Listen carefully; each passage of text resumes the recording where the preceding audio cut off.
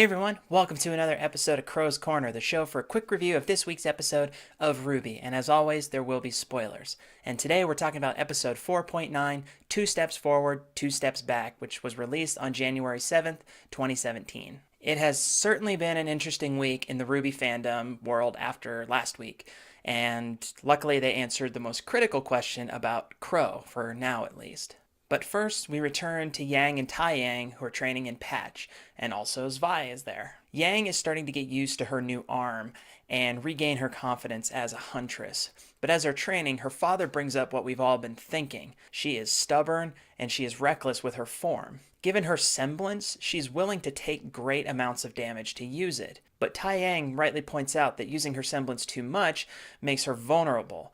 And that's always been one of my biggest criticisms of Yang. She basically throws temper tantrums, but she also takes way too much damage, which can obviously weaken her against a stronger opponent. And Taiyang tells her that she needs to check her emotions, to use strategy over straight brute force. And that's when he brings up Raven, and how much Yang is like her in terms of her dedication and her strength and her spirit. And while those are true, those are the good qualities that Yang shares with Raven, those are also qualities that were detrimental to their team dynamic. And so he proposes the idea of solving a problem by going around it instead of through it, much like Raven does. Basically, the whole purpose of this discussion is he wants Yang to be mindful of these qualities so she doesn't go down the same path as Raven. We then return to Atlas, where Weiss is practicing her semblance in her room. And much like we saw in Volume 3, she's trying to conjure the knight from the white trailer, the one who gave her the scar, and is obviously this memory she's trying to find the strength to face and use. But she's rudely interrupted by Whitley, who smugly reminds her of his familial victory. Obviously, Weiss is mad at him, but she asks him the right question. Is he jealous of her and Winter because the two of them have their semblance and the two of them are using it? We don't know if Whitley has a semblance. I'm guessing probably not. But even if he did, he doesn't seem interested. In fact, he calls the whole idea barbaric, which kind of echoes the sentiments of his business-obsessed father. Clearly, the apple does not fall from the tree here. He even takes a shot at Ironwood because apparently Whitley has all the answers. He doesn't think very highly of huntsmen and huntresses.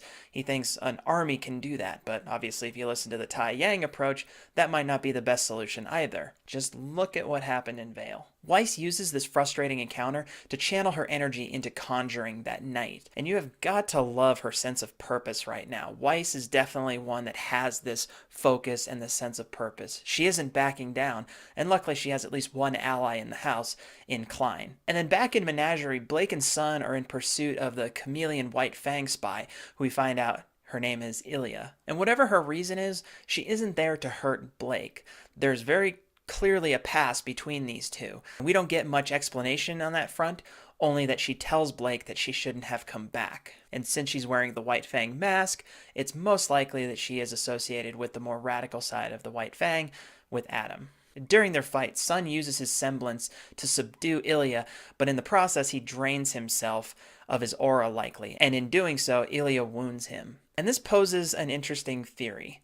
What if Ilya is actually somehow related to Adam? What if her orders are to leave Blake unharmed, but hurt those that she cares about, like Sun? That's something that Adam did, and obviously Ilya didn't hesitate to hurt Sun. Regardless, this was a really strange fight for a lot of reasons, and of course it just leaves us with more questions, and another person that Blake has to feel bad for getting them hurt in the process of a fight. And I know people are going to use that against Blake, because apparently Blake is the most hated character for some reason that I won't understand. After the fight, we go back to Team Ranger, who are trying to find help for Qrow.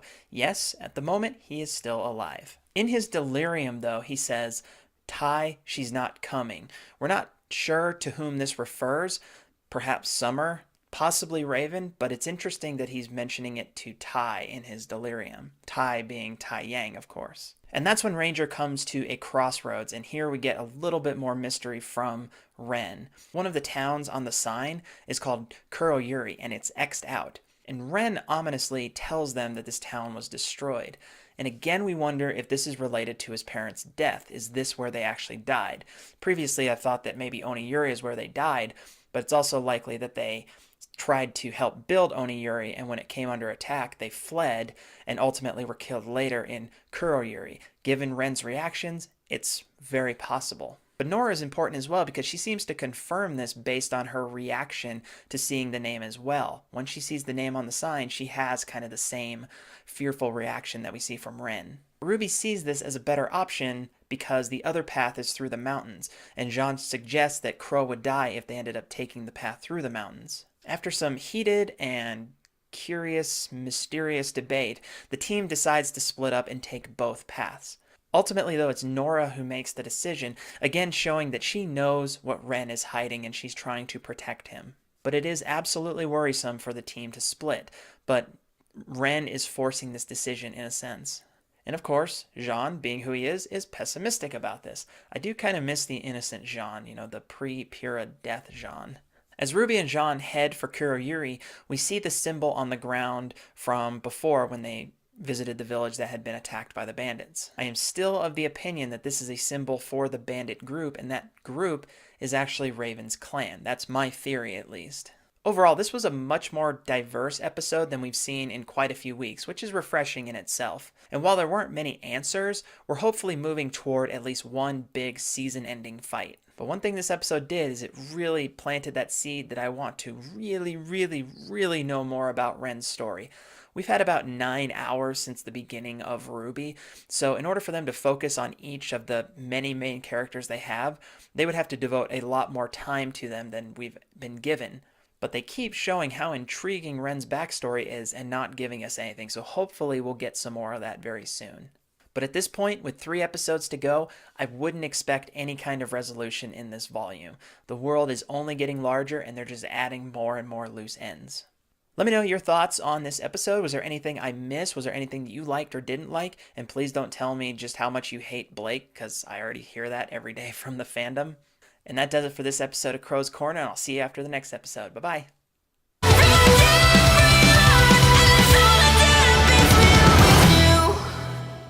Hey, you made it to the end of the video. Nice work. Good job. If you like what you saw, you can just go ahead and click that subscribe button for all videos past and future. You can also head over to my website and see all the other stuff that I do, including the books I've written. So go ahead, click stuff.